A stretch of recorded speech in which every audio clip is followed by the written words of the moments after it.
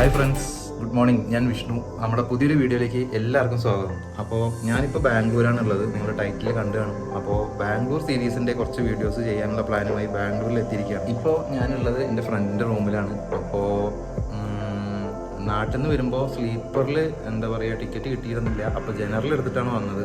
പക്ഷേ യാത്രയൊക്കെ സുഖമായിരുന്നു. ഈരോട് എത്തിയപ്പോൾ ഫുൾ ആ ഒരു സീറ്റ് കിട്ടി. അങ്ങനെ കിടന്നുറങ്ങി സുഖമായി ഇവിടെ എത്തി. അപ്പോൾ ഇനി ആ കാഴ്ചകളൊക്കെ ഞാൻ ഈ വീഡിയോയിൽ തുടങ്ങുമ്പോൾ തന്നെ നിങ്ങൾക്ക് കാണിച്ചു തരാം. എങ്ങനെ ഉണ്ടായിരുന്നു ട്രെയിൻ യാത്ര, അങ്ങനെയുള്ള കാര്യങ്ങളൊക്കെ. ഞാനിപ്പോൾ വൈറ്റ് ഫീൽഡിലാണുള്ളത്. ഇവിടെ നിന്ന് ഇനി അടുത്ത മെട്രോ സ്റ്റേഷൻ നോക്കിയിട്ട് മെട്രോ സ്റ്റേഷനിലാണ് ഇന്നത്തെ യാത്രകൾ പ്ലാൻ ചെയ്തിട്ടുള്ളത്. എന്തായാലും പുതിയൊരു വീഡിയോയിലേക്ക് എല്ലാവർക്കും ഒരിക്കൽ കൂടി സ്വാഗതം. നമ്മുടെ ചാനൽ ആദ്യമായിട്ട് കാണുന്നവരാണെങ്കിൽ എല്ലാവരും ചാനലൊക്കെ ഒന്ന് സപ്പോർട്ട് ചെയ്യുക. നല്ല നല്ല ട്രാവൽ വീഡിയോസ്, ബഡ്ജറ്റ് ട്രിപ്പുകൾ, അങ്ങനത്തെ കാര്യങ്ങളൊക്കെ നമ്മൾ ചെയ്യാറുള്ളത് നമ്മുടെ ചാനലിൽ.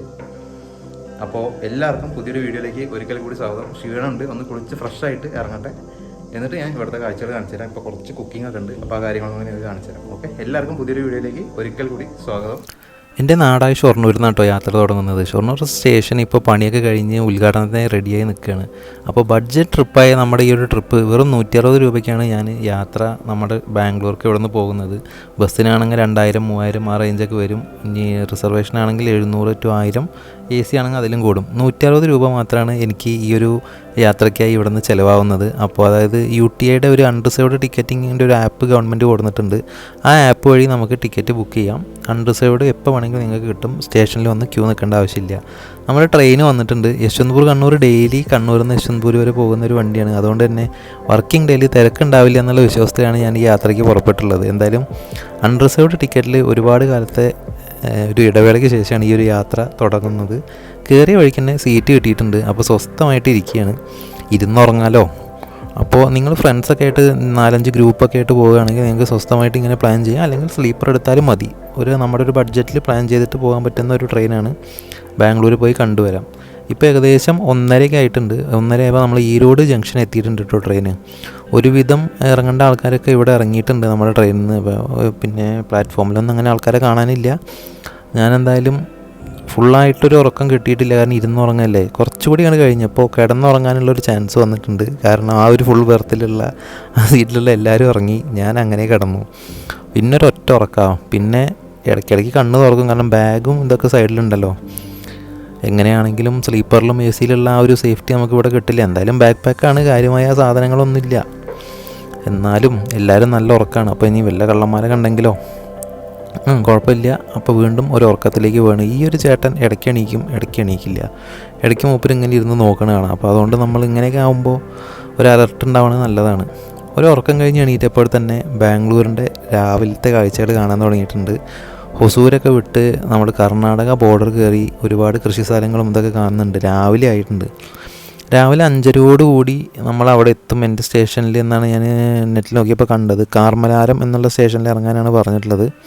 എന്തായാലും പോയി നോക്കാം. നമ്മുടെ സ്റ്റേഷൻ ഏകദേശം എത്താറായിട്ടുണ്ട്. ഇവിടെയാണ് കാർമലാരം. ഇവിടെ ഇറങ്ങി ഇനിയൊരു ഓട്ടോറിക്ഷ എന്തെങ്കിലുമൊക്കെ എടുത്തിട്ട് നമ്മുടെ ഫ്രണ്ടിൻ്റെ റൂമിൽ പോകണം. ആൾ വൈറ്റ് ഫീൽഡ് ആ ഭാഗത്താണ് താമസിക്കുന്നത്. ഇപ്പോൾ ട്രെയിനിൽ ഒരുവിധമൊക്കെ കാലിയായി. ബാംഗ്ലൂർ എത്താറായല്ലോ. ഇനി 2 സ്റ്റേഷൻ കൂടി കഴിഞ്ഞാൽ ബാംഗ്ലൂരായി. അപ്പോൾ നമ്മുടെ ട്രെയിന് പോവുകയാണ്. ഞാൻ എന്തായാലും ഇനി മുന്നോട്ട് നടക്കട്ടെ. നമ്മുടെ ആ ഒരു ചെറിയ ഉറക്കക്ഷീണമൊക്കെ ഉണ്ട് മുഖത്ത്. ഇപ്പോൾ സ്റ്റേഷനിൽ നിന്ന് പുറത്തേക്ക് ഇറങ്ങിയപ്പോൾ തന്നെ തുടങ്ങി ബ്ലോക്ക്. ബാംഗ്ലൂർ പിന്നെ ബ്ലോക്കിന് ഫേമസ് ആണ് എന്നുള്ള കാര്യം എല്ലാവർക്കും അറിയാലോ. സൂര്യനൊക്കെ ഉദിച്ചു വരുന്നേ ഉള്ളൂ. എന്തായാലും മുന്നോട്ട് പോകാം, കാഴ്ചകൾ കാണാം. ഞാൻ എൻ്റെ ഫ്രണ്ടിൻ്റെ റൂമിലെത്തിയിരിക്കുകയാണ്. ഇപ്പോൾ ഞാൻ ബാംഗ്ലൂർ വൈറ്റ് ഫീൽഡ് പറഞ്ഞ സ്ഥലത്താണുള്ളത് കേട്ടോ. അപ്പോൾ ആളിപ്പോൾ ജിമ്മിന് പോയിരിക്കുകയാണ്. അപ്പോൾ ഞാൻ കുറച്ച് ഭക്ഷണമൊക്കെ ഉണ്ടാക്കാനുള്ള പരിപാടിയിലാണ്. ഞാൻ ഇവിടുത്തെ ഫ്രണ്ടിലുള്ള വ്യൂ രാവിലെ വന്നപ്പോൾ എനിക്ക് വളരെ ഇഷ്ടമായി. ഞാൻ ഒന്ന് കാണിച്ചു തരാം, ഒരു മിനിറ്റ്.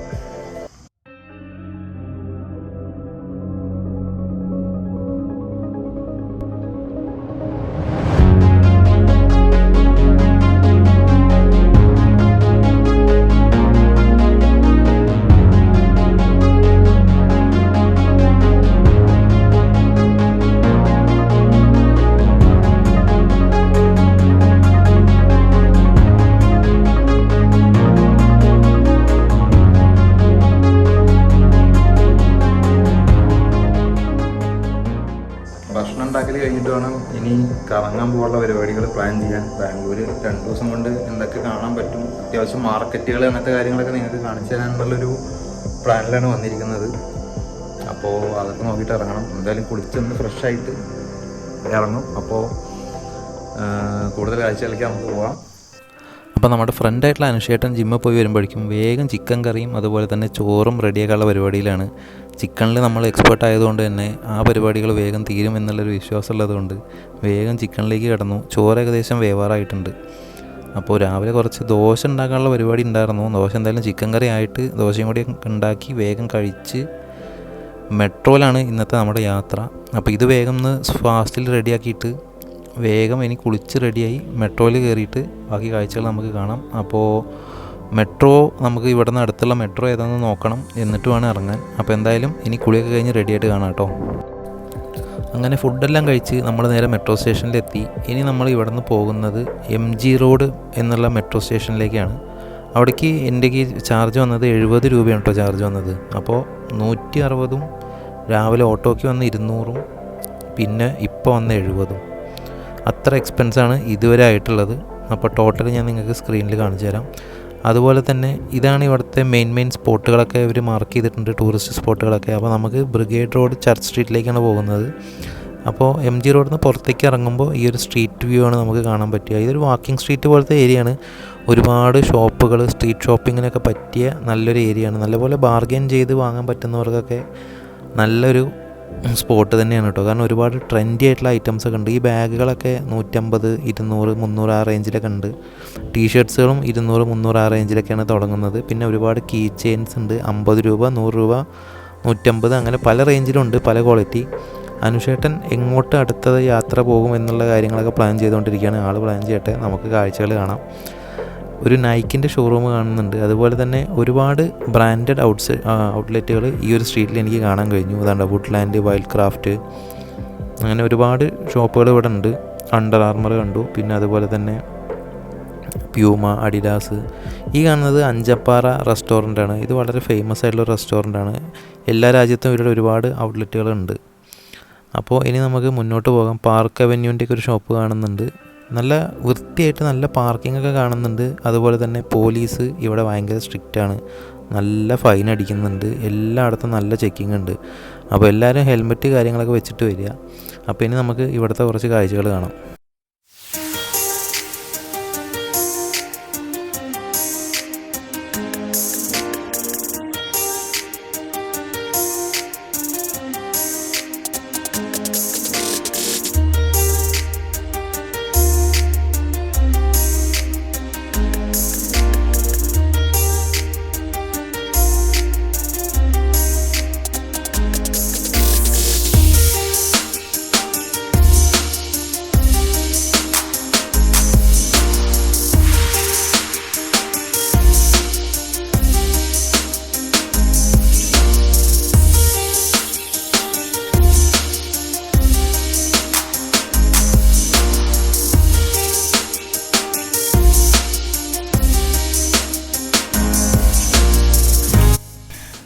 ഷോപ്പിങ്ങിനായിട്ടുള്ള ഒരുപാട് ഏരിയാസ് ഇതിൻ്റെ ഇടയിൽ ഈ സ്ട്രീറ്റിലുണ്ട് കേട്ടോ. ബാഗുകളൊക്കെ 150, 200 രൂപ മുതലാണ് സ്റ്റാർട്ടിങ്, ഫാൻസി ബാഗുകൾ.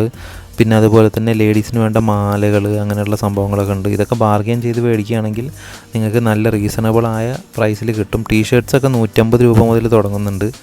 അപ്പോൾ എന്തായാലും വെറുതെ അല്ല, ഇവിടെ പെൺകുട്ടികൾ ഒരുപാട് വരുന്നതിൻ്റെ റീസൺ എന്താണെന്ന് പറഞ്ഞു കഴിഞ്ഞാൽ ഷോപ്പിങ്ങിന് ക്രൈസുള്ള ആരാണെങ്കിലും ഇവിടെ എന്തായാലും വന്നു പോയി. കാരണം അത്രയും ഓപ്ഷൻസാണ് ഇവിടെ ഉള്ളത്. ടൈമും അതുപോലെ തന്നെ നല്ലപോലെ കൺസ്യൂമിങ് ആയിട്ടുള്ള ഒരു സ്പോട്ട് തന്നെയാണ്. അപ്പോൾ ഈ ബാഗുകളൊക്കെ ഉണ്ടോ, നല്ല അടിപൊളി ബാഗുകളാണ്. പിന്നെ അതുപോലെ തന്നെ ഈ ഒരു ഫോട്ടോ ഫ്രെയിമുകളൊക്കെ 70 രൂപ ആ റേഞ്ചിലാണ്. ബാഗുകൾ 200 രൂപ മുതൽ ഉണ്ട്. പിന്നെ ഈ കടയിൽ തന്നെ ലേഡീസിൻ്റെ ടോപ്പൊക്കെ 150 രൂപ അങ്ങനെ ആ റേഞ്ചിലാണ് വരുന്നത്. ബുക്കുകളുണ്ട്, ഒരുപാട് ബുക്സ് ഉണ്ട്. അതൊക്കെ 20 രൂപ മുതലാണ് സ്റ്റാർട്ട് ചെയ്യുന്നത് കേട്ടോ. ഈ കണ്ണടകളൊക്കെ 100 രൂപ, 150 രൂപ ആ പ്രൈസ് റേഞ്ചിലാണ് വരുന്നത്. പിന്നെ ഇതുപോലെ തന്നെ ഈ ബാഗ് കടയിൽ കണ്ടോ ഒരു തൊപ്പിയൊക്കെ തൂക്കിയിട്ട് അത് ക്യാപ്പൊക്കെ കണ്ടോ, അതൊക്കെ 150 രൂപ, 200 രൂപ ആ റേഞ്ചേ ഉള്ളൂ. അപ്പോൾ ബഡ്ജറ്റിൽ ഒരുപാട് ഷോപ്പിംഗ് ചെയ്യണമെന്നുണ്ടെങ്കിൽ നിങ്ങൾക്ക് വന്ന് അടിപൊളിയായി എൻജോയ് ചെയ്ത് പോകാൻ പറ്റുന്ന ഒരു സ്പോട്ടാണിത്. അപ്പോൾ ഇതിൻ്റെ നമ്മൾ നൈറ്റ് വ്യൂ ഇപ്പോൾ എന്തായാലും എനിക്ക് എടുക്കാനുള്ളൊരു ചാൻസ് ഉണ്ടായില്ല. അത് എടുക്കണമെന്നുണ്ട്. കാരണം ഒരുപാട് ക്ലബ്ബുകളും അതുപോലെ തന്നെ ബാറുകൾ അങ്ങനെയുള്ള സ്പോട്ടുകളൊക്കെ ഇതിലുണ്ട്. അതെന്തായാലും നമ്മൾ പിന്നൊരു ദിവസം വന്ന് കവർ ചെയ്യുന്നതായിരിക്കും. ഇതൊക്കെ ഒരു ബാറുകളാണ്. ഇതൊക്കെ പകരം ഓപ്പണാണ്. ഓപ്പൺ ബാറുകളാണ്. പിന്നെ അതുപോലെ തന്നെ റെസ്റ്റോ ബാറുകൾ, ഫുഡിൻ്റെ ഏരിയകൾ, ഒരുപാട് ഡൈനിങ് ഓപ്ഷൻസ് ഉണ്ട്. അപ്പോൾ ഒരു ഹാപ്പനിങ് സ്പോട്ട് എന്ന രീതിയിൽ ബാംഗ്ലൂർ വന്ന് നമുക്ക് എൻജോയ് ചെയ്ത് എക്സ്പ്ലോർ ചെയ്ത് പോകാൻ പറ്റുന്ന ഒരു സ്പോട്ടാണ്. നമ്മളിപ്പോൾ നോർമൽ വന്നു കഴിഞ്ഞാൽ ഇവിടുത്തെ മെയിൻ ലാൻഡ്മാർക്കുകളൊക്കെ കണ്ടുപോകുന്ന കൂട്ടത്തിൽ ഒരു ഷോപ്പിങ്ങിനായിട്ട് കുറച്ച് ടൈം മാറ്റി വയ്ക്കുകയാണെങ്കിൽ നിങ്ങൾക്ക് ഫാമിലി ആയിട്ടും ഒക്കെ വന്നു പോകാവുന്ന ഒരു സ്പോട്ട് തന്നെയാണ് ഈ ഒരു ചർച്ച് സ്ട്രീറ്റ് MG റോഡിനടുത്ത് വരുന്നത്. ഇതുപോലെ ഒരുപാട് ഫ്ലവേഴ്സൊക്കെ വിൽക്കുന്ന വെൻഡേഴ്സ് നമുക്ക് റോഡ് സൈഡിലും സ്ട്രീറ്റ്സിലൊക്കെ ഒരുപാട് ഇവിടെ കാണാം. എങ്ങനെയാണെങ്കിലും ഒരു ചെറിയ ഗ്യാപ്പിൽ നല്ല കച്ചവടങ്ങൾ ചെയ്ത് ഒരുപാട് പേര് ഇവിടെ പൈസ ഉണ്ടാക്കുന്നുണ്ട്. എന്തായാലും നല്ല കാര്യങ്ങൾ അവർക്ക് വരട്ടെ, നമുക്ക് മുന്നോട്ട് നടക്കാം. ഇനി അടുത്ത സ്പോട്ട് എവിടേക്കാണെന്നുള്ള പ്ലാനിങ്ങിലാണ് നമ്മൾ പോകുന്നത്. ഇനി മെട്രോ പിടിക്കണം, അടുത്ത സ്പോട്ടിലേക്ക് പോകണം. അപ്പോൾ ഇവിടുത്തെ നൈറ്റ് ലൈഫ് എന്തായാലും കവർ ചെയ്യാൻ പറ്റാത്തതിൽ എനിക്കൊരു സങ്കടമുണ്ട്. അപ്പോൾ അതിനൊരു ചാൻസ് കിട്ടിയാൽ നമ്മൾ അടുത്തൊരു വീഡിയോ ആയിട്ട് വരുന്നതായിരിക്കും. നമ്മുടെ വീഡിയോ ആദ്യമായിട്ട് കാണുന്നവരാണെങ്കിൽ നമ്മുടെ ചാനലൊക്കെ ഒന്ന് സപ്പോർട്ട് ചെയ്ത് നമ്മളെ കൂടെ കൂടുക. എന്തൊക്കെയാണ് ഇമ്പ്രൂവ് ചെയ്യേണ്ടത്, നമ്മുടെ ചാനലിൽ വീഡിയോസിൻ്റെ എന്തൊക്കെയാണ് ഇമ്പ്രൂവ്മെൻറ്റ്സ് വരുന്നത്, പുതിയ കാര്യങ്ങൾ ഏതൊക്കെ സ്പോട്ടിൽ പോകണം, അങ്ങനത്തെ കാര്യങ്ങളൊക്കെ നിങ്ങൾ കമൻറ്റ് ചെയ്യുക. അപ്പോൾ ചർച്ച് സ്ട്രീറ്റിലെ കാഴ്ചകൾ നിങ്ങൾക്ക് എല്ലാവർക്കും ഇഷ്ടമായി എന്ന് വിചാരിക്കുന്നു. ഞാനിവിടെ ഫസ്റ്റ് ടൈമാണ് വരുന്നത്.